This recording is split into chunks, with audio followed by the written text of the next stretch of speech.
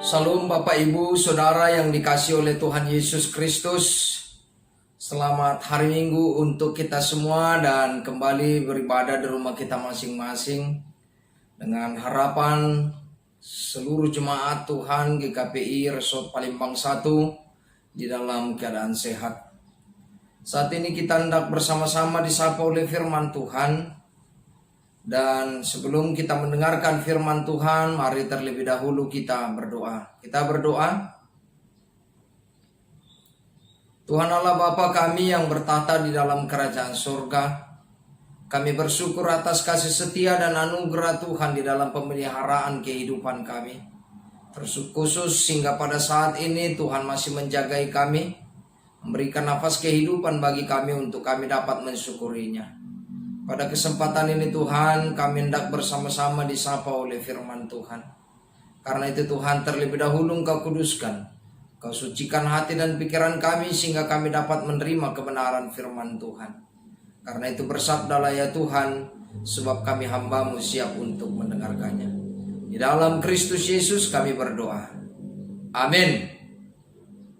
Bapak Ibu Saudara yang dikasihi oleh Tuhan Yesus Kristus, firman Tuhan untuk kita semuanya pada minggu yang kedua setelah Trinitatis ini, yang diambil dari kitab Imamat pasal yang ke-25, dimulai dari ayat yang pertama sampai ayat yang ke-13. Saya akan membacakan untuk kita semuanya, mari kita ikuti di dalam hati kita masing-masing. Demikian firman Tuhan. Tahun Sabat dan tahun Yobel. Tuhan berfirman kepada Musa di Gunung Sinai, berbicaralah kepada orang Israel dan katakan kepada mereka, apabila kamu telah masuk ke negeri yang akan kuberikan kepadamu, maka tanah itu harus mendapat perhentian sebagai sabat bagi Tuhan. 6 tahun lamanya engkau harus menaburi ladangmu, dan 6 tahun lamanya engkau harus merantingi kebun anggurmu dan mengumpulkan hasil tanah itu. Tetapi pada tahun yang ke-7 haruslah ada bagi tanah itu suatu sabat, maka masa perhentian penuh, suatu sabat bagi Tuhan. Ladangmu janganlah kau taburi, dan kebun anggurmu janganlah kau ranting. Dan apa yang tumbuh sendiri dari penuaianmu itu, janganlah kau menuai, dan buah anggur dari pohon anggurmu yang tidak dirantingi, janganlah kau petik. Tahun itu harus menjadi tahun perhentian penuh bagi tanah itu. Hasil tanah selama sabat itu haruslah menjadi makanan bagimu, yakni bagimu sendiri, bagi budakmu laki-laki, bagi budakmu perempuan, bagi orang upahan dan bagi orang asing di antaramu yang semuanya tinggal padamu. Juga bagi ternakmu dan bagi binatang liar yang ada di tanahmu. Segala hasil tanah itu menjadi makanannya. Selanjutnya, engkau harus menghitung 7 tahun sabat, yakni 7 kali 7 tahun. Sehingga masa 7 tahun sabat itu sama dengan 49 tahun. Lalu engkau harus memperdengarkan bunyi sangkakala di mana-mana dalam bulan yang ke-7. Pada tanggal 10 bulan itu, pada hari raya pendamaian, kamu harus memperdengarkan bunyi sangkakala itu di mana-mana di seluruh negerimu. Kamu harus menguduskan tahun yang ke-50 dan memaklumkan kebebasan di negeri itu bagi segenap penduduknya. Itu harus menjadi tahun Yobel bagimu, dan kamu harus masing-masing pulang ke tanah miliknya dan kepada kaumnya. Tahun yang ke-50 itu harus menjadi tahun Yobel bagimu. Jangan kamu menabur, Dan apa yang tumbuh sendiri dalam tahun itu jangan kamu tuai. Dan pokok anggur yang tidak dirantingi jangan kamu petik buahnya. Karena tahun itu adalah tahun Yobel. Haruslah itu kudus bagimu. Hasil tahun itu yang hendak kamu makan harus diambil dari ladang. Dalam tahun Yobel itu kamu harus masing-masing pulang ke tanah miliknya. Amin. Sampai di situ pembacaan firman Tuhan. Bapak Ibu Saudara yang dikasihi oleh Tuhan Yesus Kristus, tema minggu kita pada saat ini minggu yang kedua setelah Trinitatis, panggilan memelihara alam. Panggilan memelihara alam. Firman Tuhan berbicara tentang tahun Sabat dan juga tentang tahun Yobel. Sabat berasal dari kata syabat, akar katanya syafat, yang artinya adalah berhenti, melepaskan. Sementara Yobel berasal dari kata Yovel, bahasa Ibrani, yang artinya adalah tanduk domba. Dan tanduk domba ini adalah bahan untuk membuat trompet ataupun sangkakala yang biasanya dibunyikan pada saat kemenangan perang. Artinya gambaran tentang kemerdekaan. Dari dua istilah ini, istirahat, berhenti, dan kemenangan yang diidentikan dengan kemerdekaan sebagai sebuah tanggung jawab. Bisa kita lihat di dalam Galatia pasal 5 ayat 13, kemerdekaan yang bertanggung jawab. Itulah yang harus kita pegang di dalam kehidupan kita sebagai orang-orang percaya. Allah memberikan contoh kepada kita semuanya tentang Syabat ketika penciptaannya. Pada hari yang pada 6 hari lamanya dia bekerja, dan pada hari yang ke-7 dia beristirahat. Allah telah memberikan contoh bagi kita tentang Sabat. Perkataan ini disampaikan oleh Tuhan seperti di dalam nats kita ini kepada Musa dan bangsa Israel ketika di Gunung Sinai, supaya dia menyampaikan kepada umatnya. Artinya bahwa peristiwa ini terjadi ketika mereka berada di perjalanan dari Mesir sampai ke Kanaan. Dan tujuan dari penyampaian ini adalah supaya bangsa itu lebih banyak merenungkan akan kehidupan perjalanannya. Allah menyuruh umatnya untuk mensyukuri segala penyertaan Tuhan, segala pertolongan Tuhan ketika mereka sampai di tanah Kanaan. Dan ketika di tanah Kanaan, tanah perjanjian itu, ada beberapa hal yang diinginkan oleh Allah bagi hidup mereka. Yang pertama dapat kita lihat bahwa tahun ke-7 adalah tahun Sabat, tahun perhentian. Jangan mereka menabur lagi. Dan yang kedua adalah apa yang tumbuh, jangan mereka tuai. Bahkan apa yang mereka tanam tidak mereka tuai. Anggur juga jangan mereka rantingi dan jangan mereka petik hasilnya.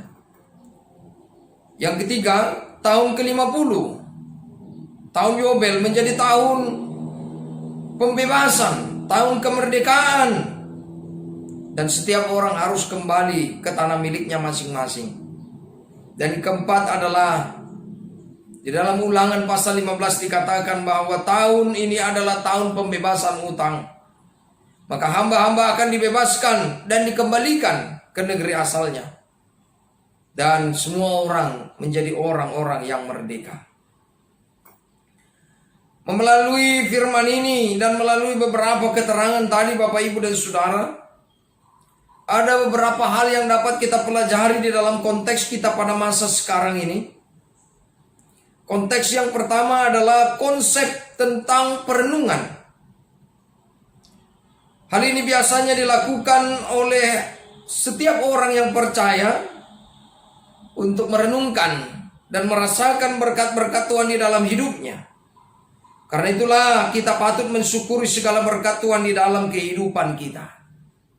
Apa yang kita terima di dalam hidup kita bukan hanya karena kekuatan kita, tetapi semuanya itu adalah karena anugerah kemurahan Allah. Hidup baik di dok halak batak soalan di gogo. Tidak karena kekuatan kita. Banyak orang bilang time is money, waktu adalah uang. Sama dengan khotbah minggu yang lalu yang dikatakan, apa yang dicari orang, uang, uang. Apa yang dicari orang, siang, malam, pagi, petang, uang, uang, uang, dan seterusnya. Apa yang dicari orang? Inilah yang terjadi di dalam kehidupan masa sekarang ini. Banyak orang yang sibuk mencari uang, banyak orang yang sibuk dengan aktivitasnya dan melupakan Tuhan. Karena terlalu forsir di dalam bekerja, lalu orang menjadi drop dan akhirnya orang menjadi sakit.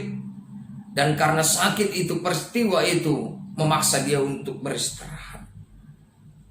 Sama dengan situasi sekarang ini, banyak orang beristirahat karena COVID-19. Selama ini orang sibuk dengan aktivitas-aktivitasnya masing-masing. Dan saat ini orang dapat melihat bahwa segala sesuatu yang terjadi di dalam hidup manusia ini bukanlah kekuatan manusia, tetapi kemurahan Tuhan. Janganlah digogo. Bukan karena kekuatan manusia. Sehingga tidak usah dipaksa. Kita terima dan bekerja sesuai dengan kemampuan kita. Karena itu ada orang katakan, dang diboto sabat, dang diboto tikina maradian. Tidak tahu waktu untuk beristirahat dari pekerjaannya. Apa yang dikatakan sang pengkhotbah bagi kita Bapak Ibu dan Saudara? Segala sesuatu ada masanya dan ada waktunya. Ada waktu untuk menuai, ada waktu untuk menanam, ada waktu untuk berduka, dan ada waktu untuk bersukacita. Segala sesuatu secara bergantian. Manusia harus menyadari akan keterbatasannya. Dan apa yang terjadi di dalam dunia ini hanyalah bersifat sementara. 2 Korintus pasal yang kelima ayat pertama mengatakan, parlape-lape yang dianggap ortibion, nalo salpudo saluhutnya, ada batasnya. Karena itu ketika manusia hanya mementingkan kebutuhan jasmani, maka manusia hidupnya hanyalah kesia-siaan. Bahkan berkaitan dengan Sabat, firman Tuhan berkata di dalam Tita yang keempat, ingat dan kuduskanlah hari Sabat itu. Selama 6 hari kau bekerja, tetapi pada hari yang ke-7 adalah hari bagi Tuhan Allah, engkau harus beribadah. Karena itu di dalam situasi seperti ini Bapak Ibu dan Saudara, COVID-19, walaupun gereja pada saat ini tidak beribadah di gedung gereja, tetapi kita bisa beribadah di rumah kita masing-masing, memuji nama Tuhan, memuliakan nama Tuhan. Sebab pada masa-masa seperti ini adalah masa perenungan bagi kita semuanya untuk merenungkan segala sesuatu yang terjadi ini. Bukan hanya karena diri kita, kekuatan kita, tetapi kemurahan Tuhan. Yang kedua adalah pengendalian diri. Maka kita harus mengendalikan diri kita, mengendalikan hawa nafsu kita. Jangan kita hanya mementingkan diri kita sendiri atau kelompok kita sendiri. Karena itulah kita harus menjaga dunia ini, kita harus menjaga alam ini. Kita jangan merusaknya, karena kita membutuhkan alam ini, kita membutuhkan udara, kita membutuhkan tanaman untuk menjadi kelangsungan hidup kita. Sehingga kita dapat di dalam keadaan sehat, di dalam keadaan kuat, di dalam menjaganya. Terlebih di dalam suasana kondisi COVID-19 ini. Sehingga kita menjadi sehat dengan menjaga kesegaran dunia ini. Kita menjadi kuat. Imun kita, iman kita semakin kita kuat di dalam Tuhan. Apa yang diberikan Tuhan seperti yang dikatakan di dalam Kejadian yang pasal pertama ayat 28. Kuasai dan pelihara, taklukkanlah. Artinya kita memeliharanya dengan penuh bertanggung jawab. Kita memeliharanya dengan baik untuk kelangsungan hidup kita semuanya. Dan yang ketiga, berkaitan dengan kepedulian terhadap sesama. Kita harus peduli dengan orang lain dan jangan menindas merampas hak orang lain. Kita harus berbagi kepada orang-orang yang membutuhkannya. Terhadap pekerja kita, di tengah-tengah keluarga kita, ada orang mungkin yang sulit ekonominya karena situasi dan kondisi pada saat ini. Kita diajak untuk berbagi. Galatia pasal 6 ayat yang kedua, bertolong-tolonglah kamu menanggung bebanmu. Sebab dengan demikian engkau melakukan hukum Tuhan, hukum Kristus, firman Tuhan di dalam kehidupanmu. Bantulah orang yang membutuhkan pertolongan sehingga mereka dapat ditolong. Baik di dalam keadaan apapun mereka, tolonglah mereka, sebab mereka membutuhkan pertolongan. Seperti nats firman Tuhan ini, tahun Yobel, tahun pembebasan, maka tawanan-tawanan dibebaskan, maka hamba-hamba dibebaskan, semua orang merdeka, bukan hanya kita, bukan orang-orang tertentu saja, semua orang dibebaskan Tuhan. Kita dibebaskan secara jasmani dan juga rohani, sehingga kita tahu bahwa Tuhan adalah pemilik segala sesuatu. Tuhan mencukupkan segala kebutuhan hidup kita. Tuhan juga selalu menolong dan menuntun kita, membebaskan kita di dalam dosa kita. Sama dengan apa yang dikatakan oleh firman Tuhan, kita telah merdeka di dalam Tuhan. Maka sebagai orang-orang yang merdeka, kita harus bertanggung jawab, menjaga keharmonisan segala sesuatu. Tuhan telah memberikan kita imago Dei, gambar Allah. Tuhan telah memberikan cipta rasa dan karsa sebagai manusia yang berbudaya. Maka kita wajib untuk menjaga semuanya itu, menjaga kelestariannya, menjaga semuanya sehingga apa yang terjadi dalam dunia ini dapat menjadi sukacita, damai, sejahtera bagi kita semuanya. Sebagai orang-orang yang istimewa, makhluk yang istimewa, Tuhan memberikan tanggung jawab itu untuk kita semuanya. Maka kita harus menjaganya, menjaga kelestariannya, keseimbangannya, dan jangan merusaknya. Itulah Bapak Ibu yang dikatakan oleh firman Tuhan pada saat ini bagi kita semuanya. Firman Tuhan mengajarkan kepada kita pada saat ini tentang konsep merenungkan segala sesuatu sebagai berkat Tuhan. Tentang konsep bagaimana kita mengendalikan diri kita supaya kita tidak terbawa hawa nafsu kita dan merusaknya. Dan konsep kepedulian terhadap sesama, sebab kita diciptakan berdampingan dengan sesama kita. Marilah kita melakukan semuanya ini dengan penuh tanggung jawab kita sebagai makhluk-makhluk Tuhan. Sebagai orang-orang ciptaan Tuhan yang diberkati oleh Tuhan. Tuhan memberkati kita. Selamat hari Minggu, Tuhan Yesus memberkati. Amin. Mari kita berdoa. Allah Bapa Surgawi, di dalam Kristus Yesus, kami bersyukur atas kasih setia dan anugerah Tuhan yang senantiasa menjaga dan memelihara kehidupan kami. Terima kasih Tuhan, melalui firman-Mu Engkau mengajarkan kami bahwa segala sesuatu yang ada dalam dunia ini Engkau titipkan kepada kami untuk kami jaga kelestariannya. Semuanya itu untuk kelangsungan hidup kami Tuhan, terutama untuk kemuliaan Tuhan. Karena itu Tuhan, Engkau senantiasa menjaga dan memelihara hidup kami, menjaga memelihara dunia ini Tuhan. Sehingga biarlah kiranya Tuhan, segala sesuatu dapat terawat dengan baik dan menjadi harmonis, seimbang. Bapa di dalam kerajaan surga, berkati seluruh jemaat Tuhan. Dalam ibadah masing-masing Tuhan, Engkau senantiasa memberkati kami, menjaga kami. Memberikan nafas hidup bagi kami untuk kami bersuka cita. Untuk kami selalu senantiasa menjaga iman dan imun kami sehingga kami siap kuat, terutama di dalam menghadapi virus corona ini Tuhan. Kami menyerahkan hidup kami ke dalam tangan Tuhan. Berkati seluruh jemaat Tuhan. Engkau jaga, Engkau merawat dan memelihara mereka. Ampuni kami akan dosa pelanggaran kami sehingga kami layak di hadapan Tuhan. Dalam Kristus Yesus kami berdoa. Amin. Salam, selamat hari Minggu.